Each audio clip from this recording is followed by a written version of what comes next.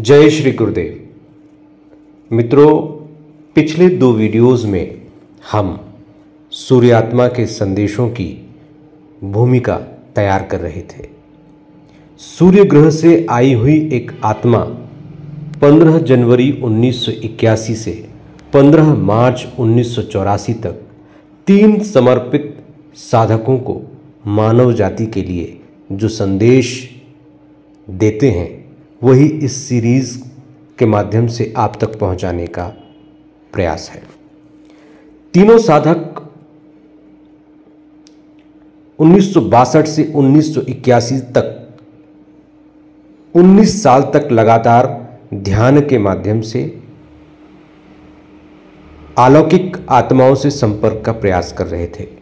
1981 15 जनवरी को उन्हें सफलता हासिल हुई और एक आत्मा डॉन, जिम और कार्ला, इन तीनों में से एक कार्ला को माध्यम बनाती है, उपकरण बनाती है और कार्ला के माध्यम से बोलना शुरू करती है। ये आत्मा कहती है कि मैं रा हूं और मैं आपको लॉ ऑफ वन सिखाने आई हूं। मैं सूर्य ग्रह से आई हूं। सूर्य ग्रह पर 6.5 मिलियन, लगभग 65 लाख आत्माएं रहती हैं, लेकिन वो सभी आत्माएं एक समान हैं। उनमें कोई भेद नहीं है, कोई अंतर नहीं है, कोई ऊंच नीच नहीं है, किसी तरह का कोई विभाजन नहीं है। इसका अर्थ यह है कि यदि मैं बोल रही हूं तो समझिए कि बाकी सभी 6.5 मिलियन आत्माएं बोल रही हैं। 65 लाख आत्माएं, एक समान आत्माएं सूर्य पर निवास करती हैं, ऐसा रा दावा करते हैं। रा कहते हैं कि धरती पर वो अनेक बार आए, अनेक रूपों में आए और मानव जाति को एक का ज्ञान देने का हमेशा प्रयास किया। भारतीय धर्म दर्शन में भी एक का ज्ञान हर धर्म ग्रंथ में मौजूद है। एक को हम द्वितीयम नास्ति, एक के अलावा दूसरा कोई नहीं है। परमात्मा ने अलग अलग स्वरूप से इस बात का उद्घोष किया। रा कहते हैं कि अलग अलग सभ्यताओं में, अलग अलग स्वरूपों में मेरे जैसी अनेक आत्माएं न सिर्फ सूर्य से बल्कि अलग अलग सौर मंडल से, अलग अलग गैलेक्सीज से, अलग अलग यूनिवर्स से धरती पर आईं, जिन्हें हम अवतार, संत, महापुरुष, महाज्ञानी कहते हैं। उन सब के माध्यम से मैंने मानव जाति को संदेश देने की कोशिश की। लेकिन जैसा कि धरती में कलयुग चल रहा है, तो कलयुग के प्रभाव से जो भी ज्ञान देने का प्रयास जिस भी माध्यम से किया गया, वो ज्ञान विकृत होता चला गया। इसलिए एक बार फिर मैं इस धरती पर आई हूं ताकि सबको एक के ज्ञान से परिचित करा सकूं, इस ब्रह्मांड के ब्रह्मांडीय दृष्टिकोण से रूबरू करा सकूं। और ये ज्ञान पहले तो इन 3 आत्माओं को दिया जा रहा है, धीरे धीरे ये पूरी धरती पर फैल जाएगा। और ऐसा नहीं है कि मैं अकेली हूं जो ये ज्ञान दे रही हूं। मेरे जैसी अनेक आत्माएं, अनेक स्तरों से आई हुई आत्माएं, अनेक ग्रहों से, उन्नत सभ्यताओं से, अनेक डेंसिटीज से आई हुई, अनेक लोकों से आई हुई आत्माएं वॉन्डरर्स के रूप में आप सबके बीच में मौजूद हैं और मानव जाति को सद्गति देने के लिए वो लगातार प्रयास करती रहेंगी, ज्ञान के विस्तार में अपना योगदान देती रहेंगी। तो रा के इस ज्ञान के अद्भुत संसार में आपका स्वागत है। इस ज्ञान के महायज्ञ में परम पूज्य गुरुदेव, सभी दिव्य आत्माएं, सिद्ध आत्माएं, सिद्ध गुरु, ईश्वर के सभी सात्विक अंश हमारी मदद करें, हमारी रक्षा करें, क्योंकि ये ब्रह्मांड एक के कानून से चलता है। ये ब्रह्मांड एक है, रचनाकार एक है। सब कुछ अनेक होते हुए भी इन सब के बीच मूल बात एक ही है, मूल तत्व एक ही है, मूल ऊर्जा एक ही है। वही ऊर्जा हमारे चारों तरफ एक सुरक्षा घेरा बनाती है, ताकि हमारे ज्ञान को कोई दुष्ट आत्मा विकृत न कर सके, जैसा कि पहले होता आया है। रॉ कहते हैं कि धरती अपने 75,000 साल के मास्टर साइकिल के दौर से गुजर रही है। ये वो दौर है जब धरती चौथे युग में, चौथी डेंसिटी में, चौथे स्तर में प्रवेश करेगी। और ये बहुत बेहतरीन अवसर है जब यहाँ की आत्माएं कम प्रयासों के जरिए चौथे युग में प्रवेश कर जाएंगी। जो आत्माएं चौथे युग में प्रवेश नहीं कर पाएंगी, अपनी ऊर्जा को चौथे युग के अनुकूल नहीं बना पाएंगी, उन आत्माओं को पुनर्जन्म लेना होगा। ऐसे ग्रहों पर, ऐसे लोगों में जाना होगा जिनका स्तर थर्ड डेंसिटी का है, कलयुग का है। तो यदि आपको कलयुग से ऊपर उठकर सतयुग में प्रवेश करना है तो पृथ्वी इस समय वो माध्यम बन सकती है। इसीलिए पृथ्वी पर पूरे संसार की अनेक आत्माएं आई हुई हैं ताकि वो तीसरे से चौथे स्तर में प्रवेश कर सकें। यहाँ पर चौथे स्तर की भी कई आत्माओं ने जन्म लिया है ताकि वो तीसरे स्तर से चौथे स्तर में पहुंचने के लिए यहाँ की आत्माओं की मदद कर सकें। Ra also made contact with our group because Earth is nearing the end of 75,000 year master cycle of evolution, and many of its population are ready to graduate to the next evolutionary stage, what Ra calls the fourth density, the density of love and understanding. चौथी घनत्वता जो प्रेम और सामंजस्य की, सौहार्द की घनत्वता होगी। They wish to be of aid in this time of transition and thus responded to the call for service issuing forth from this planet. Raw कहते हैं कि वे छठवीं घनत्वता से हैं और धरती इस वक्त तीसरी से चौथी घनत्वता में प्रवेश कर रही है। इसमें थोड़ा समय लगता है, कुछ दशक लगते हैं। रॉ एक बड़े समूह का भी हिस्सा है जिसे ग्रहों का परिसंघ कहा जाता है। कई ग्रहों से मिलकर यह परिसंघ बनता है जो सौर मंडल के सभी ग्रहों का संरक्षण करते हैं, निरीक्षण करते हैं। लेकिन चूंकि लॉ ऑफ फ्री विल का कानून लगा हुआ है, स्वतंत्रता का कानून लगा हुआ है, इसीलिए कोई किसी की स्वतंत्रता में बाधा नहीं बनता, हस्तक्षेप नहीं करता, लेकिन नज़र ज़रूर रखते हैं, मदद ज़रूर करते हैं और समय आने पर युद्ध में कूद भी पड़ते हैं। यह परिसंघ अनंत निर्माता की सेवा में लगा हुआ परिसंघ है। रॉ कहते हैं कि अनंत निर्माता से निकली हुई इस सृष्टि में दो ध्रुव बन जाते हैं। एक ध्रुव जो सकारात्मकता की ओर बढ़ता है और दूसरा ध्रुव जो नकारात्मकता की ओर बढ़ता है। एक ध्रुव जो रा की ओर, राम की ओर, सत्य और धर्म की ओर बढ़ता है और दूसरा ग्रुप जो रावण की ओर, असत्य की ओर, अधर्म की ओर, पाप की ओर बढ़ता है। रॉ कहते हैं कि वो वन इनफाइनाइट क्रिएटर की सेवा में लगे संगठित ग्रहों के एक समूह का भी हिस्सा है।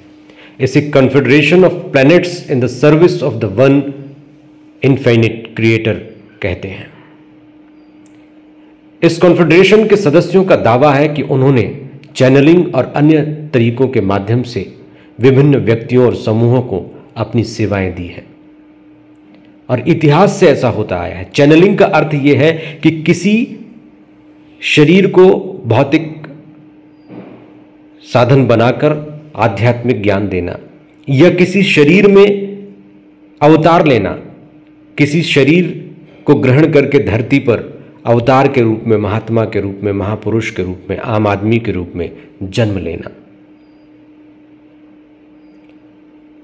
और कॉन्फेडरेशन का मुख्य संदेश है एकता के ब्रह्मांड में रहने का संदेश देना, जिसकी हम उपेक्षा करते हैं, हमें प्रेम देना और प्रेम प्राप्त करना सिखाना, यह बताना कि ध्यान एक सर्वोत्तम तरीका है जिससे हम उस अनंत सृष्टि को खोज सकते हैं जो हम सभी के अंदर मौजूद है। यत पिंडे तत ब्रह्मांडे, यत ब्रह्मांडे तत पिंडे।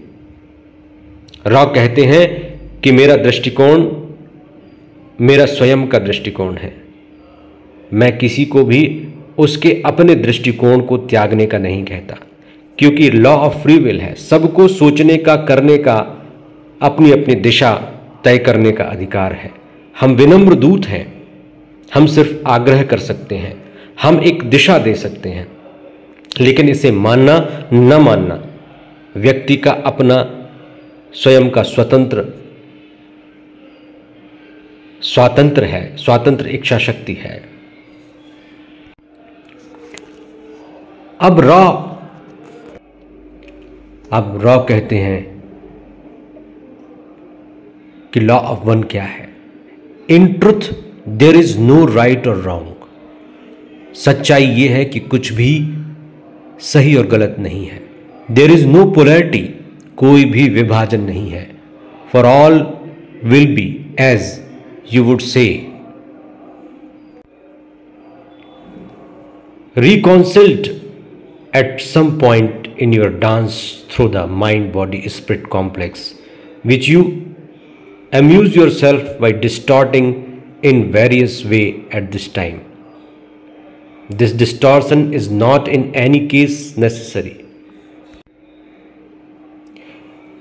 It is chosen by each of you as an alternative to understanding the complete unity of thought which binds all things. You are not speaking of similar or somewhat like entities or things. You are everything, every being, every emotion, every event, every situation. You are unity. You are infinite. You are love, light. You are light, love. You are. This is the law of one. Explain. हमने अपने आप को सृष्टि से इतना अलग कर रखा है कि हम बहुत छोटे हो गए हैं, जबकि हम उस अनंत ब्रह्मांड का हिस्सा हैं।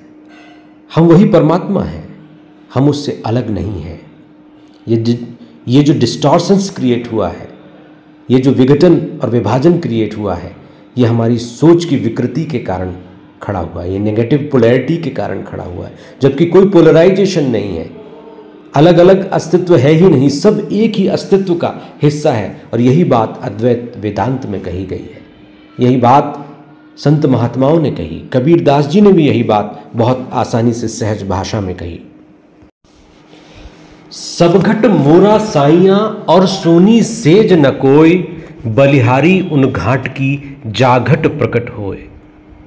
लाली मेरे लाल की जित देखूं उत लाल, लाली देखन मैं गई तो मैं भी हो गई लाल। अब कबीरदास जी कहते हैं, इनका भेद बता मेरे अवधू, अच्छी करनी कर ले तू, डाली फूल जगत के माही, जहां देखा वहां तू का तू। हाथी में हाथी बन बैठो, चीटी में है छोटो तू, होए महावत ऊपर बैठे, हाकन वाला तू का तू। चोरों के संग चोरी करता, बदमाशों में भेड़ो तू, चोरी करके तू भग जावे, पकड़ने वाला तू का तू।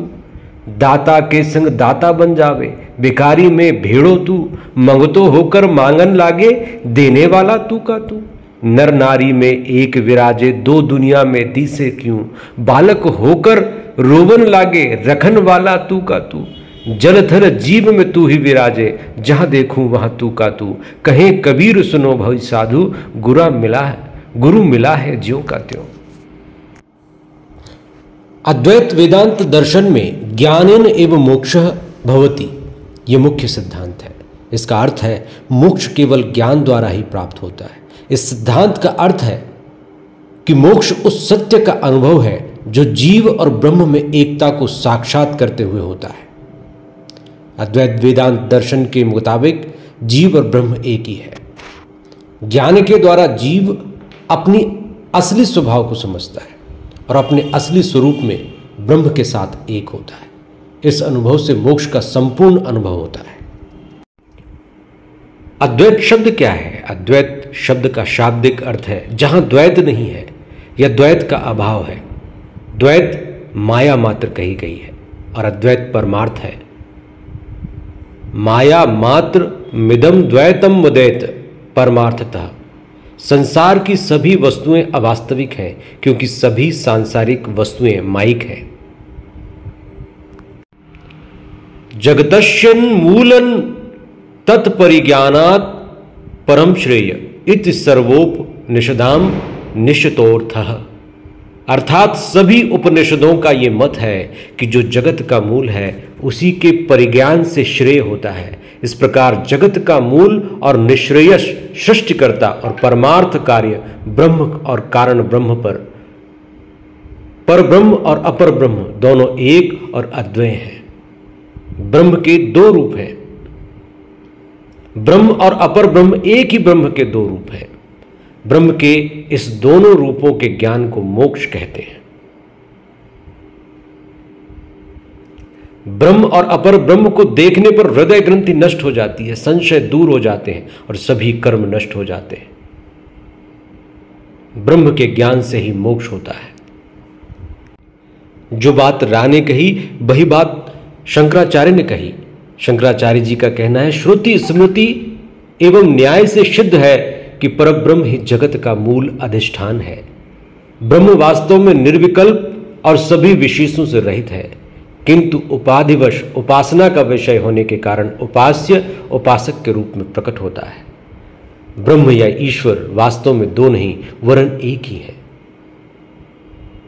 ब्रह्म को जब हम सृष्टि शक्ति से संपन्न देखते हैं तो वह ईश्वर रूप में व्यक्त होता है और ईश्वर रूप में ब्रह्म माया के सत्व गुण से अवच्छिन्न है। ब्रह्म आत्मा के रूप में नित्य साक्षी के रूप में जीवों के सुख दुख को देखता है। वह स्वयं उससे प्रभावित नहीं होता। यही बात राह कहते हैं कि रचनाकार अपने समस्त रूपों से अनुभव लेता।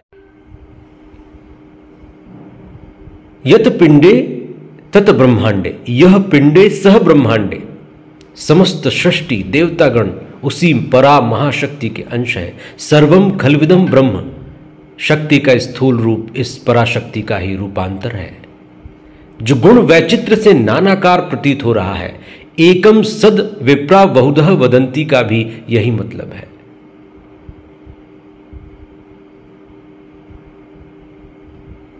शिव शक्त्या युक्तो यदि भवति शक्तः प्रभवितुम न चैदेवम देवो न खलु कुशलः स्पंदि तुमपि। ब्रह्म शक्ति तत्व युक्त ही कार्य करने में समर्थ है। बिना शक्ति के सब असंभव है। न ही तया बिना परमेश्वरस्य षष्टि शत्वं सिद्ध्यति शक्ति रहितस्य तस्य प्रवक्ति अनुकेतः। शक्ति के बिना परमेश्वर सृष्टा नहीं हो सकते, क्रियाशील नहीं हो सकते। शक्ति के बिना परमेश्वर का सृष्टा तत्व सिद्ध नहीं हो सकता। परमेश्वर और परमेश्वर की शक्तियां अलग नहीं है क्योंकि शक्ति परमेश्वर से अलग नहीं हो सकती। गीता में भगवान कहते हैं, भूमि रापो नलो वायुखम मनो बुद्धिरेव च अहंकार इतियम में भिन्ना प्रकृतिरष्टथा। पृथ्वी जल अग्नि वायु आकाश मन बुद्धि और अहंकार, ये 8 प्रकार से विभाजित शक्ति मेरी प्रकृति ही है। यह 8 प्रकार के भेदों वाली तो अपरा अर्थात मेरी जड़ प्रकृति है। अनाम्य प्रकृतिम विद्धि में पराम जीव भूताम महाबाहो ययेदम धार्यते जगत। हे अर्जुन, मेरी एक परा प्रकृति भी है जिससे यह संपूर्ण जगत धारण किया जाता है। अभिनव गुप्त कहते हैं, यया बिना नैव करोति किंचित न वैयक्ति नाति क्षितिम तम विदिशः। इस पराशक्ति के बिना संसार में कुछ नहीं हो सकता। परमेश्वर की शक्ति ही परा है और यही ब्रह्म ज्ञान है। शक्ति विमर्श है और शिव प्रकाश रूप है। जो शक्ति है वही बल है, वही बुद्धि है, वही देवात्म शक्ति है। पराश्च शक्ति विधि पराश्च शक्ति विविधैव सूर्यते। स्वभाव की ज्ञान बल क्रिया च पराशक्ति परमेश्वर की शक्ति है। इसके बिना शिव कुछ नहीं हो सकते, कुछ नहीं कर सकते। महाकवि जयशंकर प्रसाद जी कहते थे, समरस थे जड़ या चेतन, सुंदर साकार बना था, चेतनता एक विलसती, आनंद अखंड घना था। त्वयि परिणतायाम नहीं परम, अर्थात हे भगवती, पृथ्वी जल आदि रूपों में तुम ही परिणित होती हो, नहीं परम अर्थात ब्रह्म का परिणाम नहीं होता है। तादात्म्य प्राप्त कर अव्यक्त अद्वैत की महिमा कुछ इस प्रकार व्यक्त की गई है। अहम रुद्रे भी वसुभिष चरामि, अहम आदित्ये ऋत विश्वदेव, अहम मित्रा वरुणोभा विभ्रम्र, अहम इंद्रांग्नि अहम विश्वनोभा। जिस महिमा शक्ति के द्वारा ब्रह्म अपने को व्यक्त करता है उसे वाक कहा जाता है। आत्मा इस वाक के द्वारा अव्यक्त से अभिव्यक्त होती है। जिस वाणी से हम बोलते हैं वह शब्दार्थमय स्थूल वाक है और सूक्ष्म वाक शक्ति का व्यक्ततम रूप है। अव्यक्त रूप में यही परमात्मा की शक्ति मात्र है जो अभिव्यक्ति को रूप देती है। मैं रुद्रों, वसुओं, आदित्यों और विश्व देवों के साथ विचरती हूं। मैं मित्र और वरुण दोनों को धारण करती हूं। मैं इंद्रांग्नि और अश्विनों युगलों को धारण करती हूं। इस प्रकार 8 वस्तुओं, 11 रुद्र देवता, 12 आदित्य देवता तथा मित्र, वरुण, इंद्राग्नि, इंद्र और अग्नि, अश्विनों, नासत्य एवं दस्त्र की जोड़ी, कुल मिलाकर 37 देवताओं का नाम यहां पर लिया गया है। सब एक ही है। जितनी भी दीर्घ शक्तियां हैं वे मेरी ही हैं। अन्नमय कोश, मनोमय कोश, प्राणमय कोश, विज्ञानमय कोश, आनंदमय कोश, सबकी सृजन करती मैं ही हूं।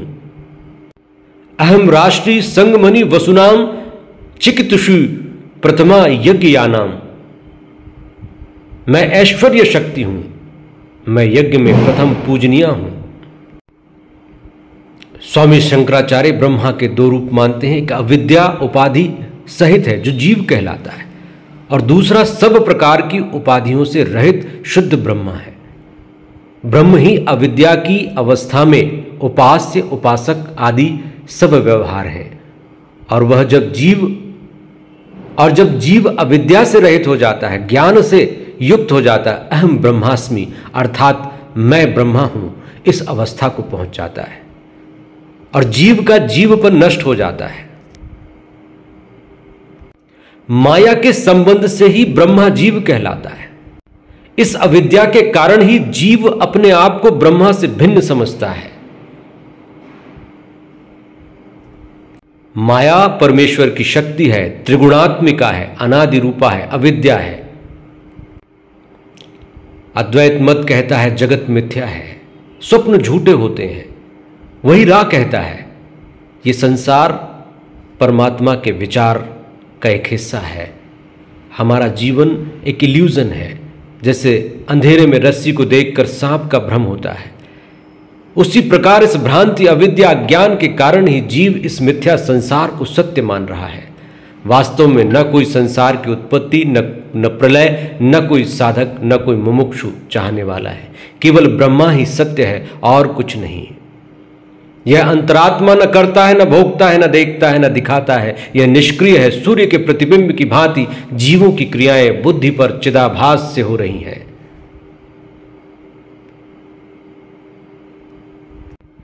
और यही बात रॉ कहते हैं, this distortion is not in any case necessary, it is chosen by each of you as an alternative to understanding the complete unity of through which binds all things. You are not speaking of similar or somewhat like entities or thing. You are everything, every being, every emotion, every event, every situation. You are unity, you are infinity, you are love light, light love. You are, this is the law of one. Raw ने यही बात 1981 से 1983 तक लगातार conversation के द्वारा अलग अलग उदाहरणों से, अलग अलग रहस्यों के प्रकटीकरण से समझाई। रॉ कहते हैं कि निर्माता ने अनंत बनाया है। There is nothing that is not the creator, there is nothing that is outside of this. ऐसा कुछ भी नहीं है जो क्रिएटर नहीं है, ऐसा कुछ भी नहीं है जो क्रिएटर से बाहर है। Underlying unity, Ra reports that the creator has made the infinite creation out of itself for the purpose of knowing and experiencing itself. This intelligent infinity, as Ra calls it, generates out of its own being the galaxies, stars, planets, entities such as ourself, darknesses and light, love and fear, every shade of meaning and experience, every mode of thought and activity, and everything else real and imagined on every plane of existence. And it has evolved each and every seeming portion of this creation with a foundation of free will, the capacity to learn, to grow, to intend, to adapt, to make evolutionary choices, to chart a written path of experience to the Creator. Raw कहते हैं कि जो कुछ भी है, जैसा कबीरदास जी कहते, fear, सारे अनुभव, सभी प्रकार के थॉट्स, विचारों की सभी श्रृंखलाएं, सभी प्रकार की क्रियाएं, कर्म, चाहे वो कल्पना हो या वास्तविक, हर प्रकार का एग्जिस्टेंस, हर प्रकार का अस्तित्व, हर भाग, हर कण, हर क्षण, ये सब उस परमात्मा का ही अंश है। क्यों? To learn, to grow, to intend, to adopt, to make evolutionary choices, to chart a return path of experience to creator. उसी से निकला है और उसी में समा जाएगा। इसी यात्रा पर हम निकले हैं और यही आध्यात्मिक यात्रा है। हम सबको फ्री विल दी गई है, स्वतंत्रता की शक्ति, स्वतंत्र इच्छा शक्ति। हम चुन सकते हैं कि हमें कौन सा रास्ता चुनना है, सत्य का मार्ग या असत्य का मार्ग। Unity with the one creator as all of the infinity of entities in the infinite creation travels this path. The one creator comes to know itself in ways that are unimaginable and endless through every free will choice that is ever made by each portion of the creation. एक अनंत निर्माता ही सभी माध्यमों से खुद को अनुभव देता है, खुद का विस्तार करता है, अलग अलग माध्यमों में प्रकट होता है, और जो प्रकट होता है वह भी उसी का अंश होता है। अद्वैत मत भी यही कहता है कि ब्रह्म जीव से भिन्न अलग नहीं है। ब्रह्मा का जो आभास है उसे चिदाभास कहते हैं। अंतःकरण पर चैतन्य ब्रह्मा के प्रतिबिंब के कारण जीव अपने आप को ब्रह्मा होते हुए भी जीव समझ रहा है।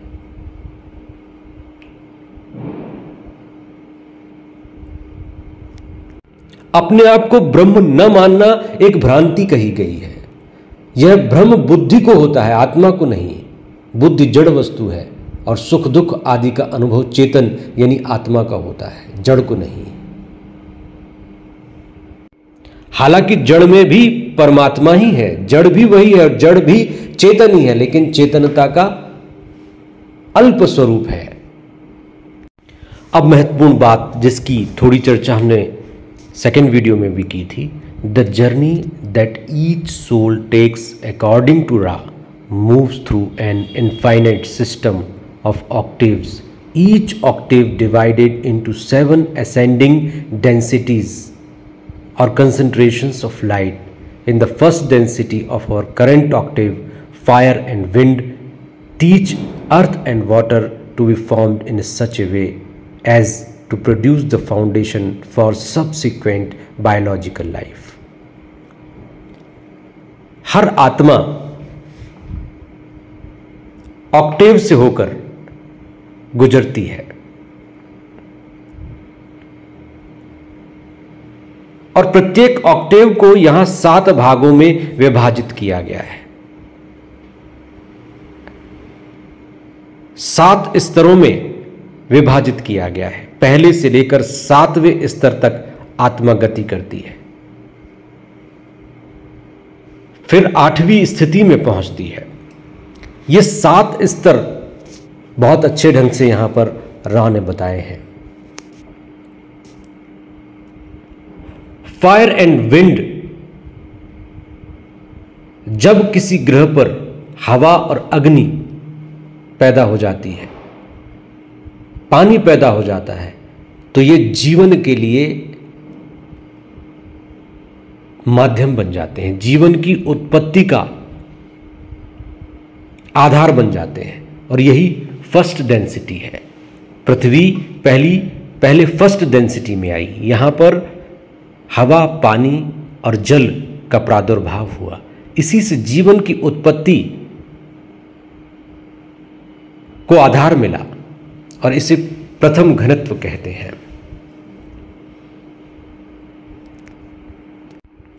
दूसरी घनत्वता, दूसरा स्तर, second density is the level of consciousness inhabited by bacteria and single cell organism in the lower stages to plants and animal in the higher stages। दूसरी घनत्वता कॉन्शियसनेस का वो स्तर है जिसे हम बैक्टीरिया के रूप में देखते हैं, एक कोशीय जीव के रूप में देखते हैं, प्लांट्स के रूप में देखते हैं, जीव जंतु, कीट पतंगे, जानवरों के रूप में देखते हैं।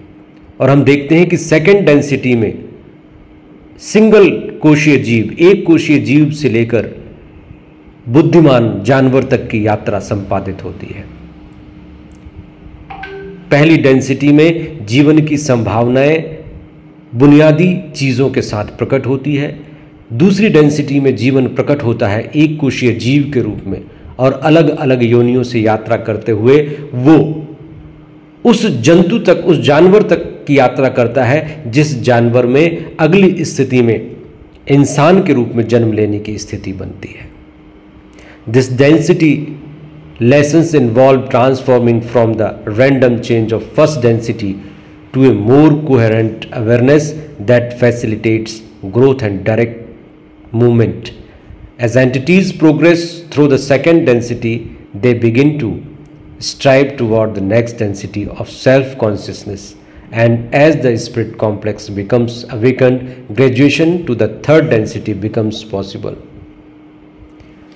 तो जब जीव जंतु अपनी लाखों योनियों की यात्रा करते हैं और मनुष्य की योनि तक पहुंचने के स्तर तक पहुंच जाते हैं तो उसे सेकेंड डेंसिटी का लास्ट लेवल कहते हैं। दूसरी घनत्वता के अंतिम स्तर तक पहुंचते पहुंचते जीव इस स्थिति में पहुंच जाता है कि वो अगला जन्म मनुष्य के रूप में लेता है।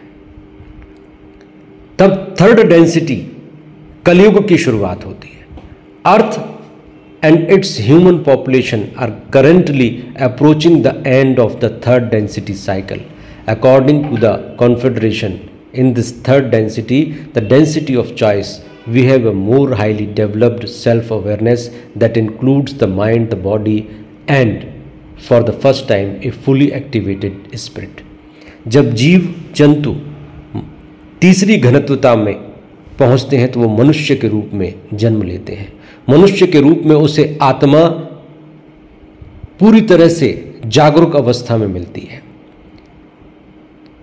शरीर के साथ उसे आत्मा भी मिल जाती है। शरीर और मन दूसरी घनत्वता में पैदा हो जाते हैं। तीसरी घनत्वता में शरीर और मन के साथ आत्मा भी जुड़ जाती है। दूसरी घनत्वता में भी आत्मा होती है लेकिन पूर्ण जागरूक स्थिति में नहीं। तीसरी घनत्वता में शरीर और मन के साथ आत्मा एक्टिवेटेड फॉर्म में जुड़ जाती है और इसीलिए व्यक्ति के पास सोचने, समझने और चूज करने की क्षमता होती है। The function of this density is to polarise our consciousness and to choose our form of love, our form of service on one end of the spectrum of polarisation is service to self, an exclusive love of self which rejects universal love and seeks to control, manipulate, exploit and even enslave others for the benefit of self। तीसरी घनत्वता में choice रहती है, आप कौन सा रास्ता चुनते हैं, सर्विस टू सेल्फ का, खुद की सेवा का, या सर्विस टू अदर्स का, दूसरी की सेवा का, या ऐसा रास्ता जो खुद की सेवा और दूसरी की सेवा से मिलता जुलता हो। कोई भी व्यक्ति कुछ भी चूज कर सकता है, सत्य का रास्ता, असत्य का रास्ता, स्वार्थ का रास्ता, पोलराइजेशन हो जाता है। कोई पावर का रास्ता चुनता है, कोई सेवा का रास्ता चुनता है, कोई गुलाम हो जाता है, कोई गुलाम बना लेता है, कोई प्यार का रास्ता चुनता है, वही जो प्यार करता है वो नफरत करने लगता है। तो इस संसार में, इस धरती पर यही तो हम देख रहे थे, क्योंकि थर्ड डेंसिटी में थी। अभी भी ट्रांसफॉर्मेशन का दौर चल रहा है, ट्रांजिशन का दौर चल रहा है, इसलिए यहाँ पर प्रेम के साथ घृणा भी हम देखेंगे, सत्य के साथ असत्य भी देखेंगे, सत्व, रज और तम तीनों का मिला जुला स्वरूप देखेंगे। कोई पावर के मद में चूर है, कोई अहंकार के मद में चूर है, कोई पैसे के मद में चूर है, कोई प्रेम के पीछे भागा जा रहा है, कोई स्वार्थ के पीछे भागा जा रहा है। अलग अलग तरह के जीव यहाँ पर मनुष्य के रूप में जब जन्म लेते हैं तो अलग अलग तरह की भावनाओं को लिए हुए होते हैं। जिसका जन्म जिस जीव के अगले पड़ाव के रूप में होता है, उसमें अपने पूर्व जन्म के उस जीव के संस्कार भी रहते हैं। कोई यदि डॉग रहा है पिछले जन्म में तो उसके अंदर डॉग के संस्कार, कोई शेर रहा है तो शेर के संस्कार, कोई गाय रहा है तो गाय के संस्कार, क्योंकि सेकंड डेंसिटी में कोई ना कोई जीव जंतु वो रहा होगा, तो वो संस्कार प्रबल रहते हैं। इसलिए कई मनुष्यों के अंदर जानवरों के भाव भी देखे जाते हैं। कोई गुर्राता है, कोई भोंकता है, कोई चिल्लाता है, कोई फुफकारता है, तो पूर्व जन्म में जैसा रहा होगा वैसे ही भाव उसके अंदर प्रबल होते हैं, लेकिन वो चूज कर सकता है। One the other end of the spectrum is service to others, a love of not only the self but of all other selves. Service to others seek and embraces universal unconditional love, sees the Creator in all things and support the free will of all. Our lived lives are not to black and white, are not so black and white. However, as we strive toward either end of the spectrum of polarity in consciousness.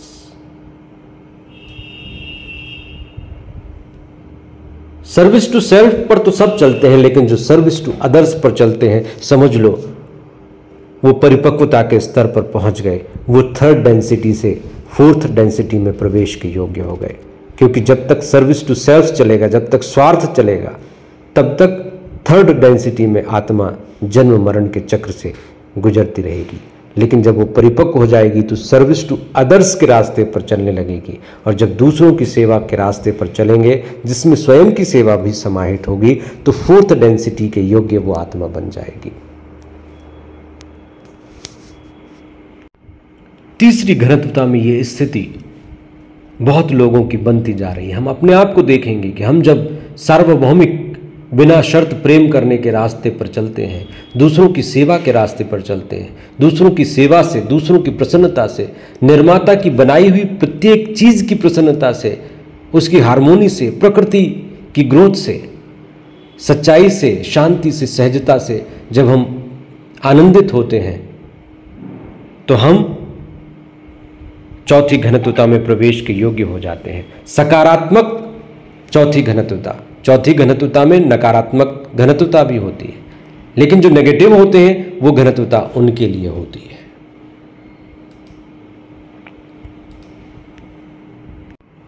Raw कहते हैं, इन congruency with various wisdom tradition of earth, Ra communicates that we are moving toward a new age, or what Ra would call a harvest to the fourth density of love and understanding. This is where the social memory complex is born, where thoughts become things, love becomes visible, and the positive and negative polarities separates from each other. Ra कहते हैं कि चौथी घनत्वता में धरती प्रवेश कर चुकी है, धीरे धीरे आगे बढ़ेगी तो पूर्ण रूप से चौथी घनत्वता में प्रवेश कर जाएगी। ये लव और अंडरस्टैंडिंग की, प्रेम और सौहार्द की दुनिया होगी, जहाँ सब कुछ सोशल मेमोरी कॉम्प्लेक्स के तहत होगा। यानी एक सोशल मेमोरी कॉम्प्लेक्स, सामाजिक स्मृति परिसर का जन्म होगा, जहाँ विचार थिंग्स बन जाएंगे, विचार वस्तु बन जाएंगे, प्रेम स्पष्ट हो जाएगा, सामने दिखने लगेगा, पॉजिटिव और नेगेटिव पोलैरिटीज अलग अलग हो जाएंगी। यानी चौथी घनत्वता में सकारात्मक धरती पर सिर्फ सकारात्मक लोग ही प्रवेश कर पाएंगे, जो नकारात्मक लोग होंगे वो नकारात्मक चौथी घनत्वता वाले ग्रह में चले जाएंगे, और जो बीच में अटके रहेंगे उन्हें फिर पृथ्वी जैसा पूर्व जैसा कलयुगी ग्रह जन्म के लिए मिल जाएगा। The fifth density is the density of light, wherein wisdom becomes the focus and criterion for graduation to the next density. पांचवी घनत्वता प्रकाश और ज्ञान की घनत्वता होगी। चौथी प्रेम की घनत्वता, जहां सिर्फ प्रेम ही प्रेम होगा, सामंजस्य सौहार्द होगा। पांचवी घनत्वता में प्रकाश ही प्रकाश होगा, ज्ञान का प्रकाश। wherein wisdom becomes the focus and criterion for graduation to the next density. जब ज्ञान संपूर्णता में होगा तो फिर छठवीं घनत्वता में प्रवेश होगा। The sixth density balances and unifies the love learned in fourth density with the light learned in fifth density. चौथी घनत्वता में सीखे गए प्रेम और पांचवी घनत्वता में सीखे गए ज्ञान का संतुलन छठवीं घनत्वता में होगा। Seventh density reaches a realm of experience even more difficult to describe. According to Ra, it is the density of foreverness, and here we begin to move into total harmony with the one creator. The eighth density represents the complete coalescence of all the creation with the one creator and can be viewed as the first density of new octave, similar in arrangement to the notes on a musical scale. The fruits of this octave will eventually give birth to another octave of densities, whose fruits will give birth to another octave of densities, and so on infinitely. छठवीं घनत्वता में प्रेम और प्रकाश का, प्रेम और ज्ञान का संतुलन पैदा हो जाएगा। सातवीं घनत्वता में फॉरएवरनेस, अनंतता के साथ साक्षात्कार होगा। हम अनंत रचयिता के साथ टोटल हार्मोनी में पहुंच जाएंगे। और आठवीं घनत्वता में हम पूरी तरह से रचनाकार के साथ, क्रिएशन के साथ, वन क्रिएटर के साथ एकाकार होने की अवस्था में आ जाएंगे। और उसके बाद हम अगले ऑक्टेव में, अगले सिस्टम में प्रवेश कर जाएंगे। अगले ऑक्टेव में फिर डेंसिटीज से हमारा सामना होगा और इस प्रकार हमारी अनंत यात्रा चलती रहेगी। क्योंकि परमात्मा की अनंत यात्रा चलती रहती है तो हमारी अनंत यात्रा भी चलती रहेगी। आज इतना ही। बहुत बहुत धन्यवाद। परमात्मा के असीम प्रेम, आनंद और ज्ञान की इस दुनिया में, प्रकाश के इस जगत में आपने मुझे सुना। बहुत बहुत धन्यवाद। मैं आपको ये बात स्पष्ट कर दूं कि जो लोग सिद्ध योग में हैं, जो लोग सिद्ध योग में दीक्षित हैं, उन लोगों के लिए ये दरवाजे बहुत सहज हैं। तो सिद्ध योग से जुड़िए, गुरु से याग की फ़ोटो देखकर उनके दिए हुए मंत्र का जाप कीजिए। देखिए कि कैसे आप अपनी डेंसिटीज़ को बहुत आसानी से अगली डेंसिटी तक ले जाने में कामयाब होंगे। मानवता में सतोगुण के उत्थान का गुरुदेव का मिशन यही है, जो राम बता रहे हैं, जो राम बता रहे थे, जो वेद बता रहे हैं, पुराण बता रहे हैं, गीता बता रही है। उन सब का उद्देश्य यही है, सतयुग में प्रवेश के लिए मानव जाति को तैयार करना। बहुत बहुत धन्यवाद। जय श्री गुरुदेव जी।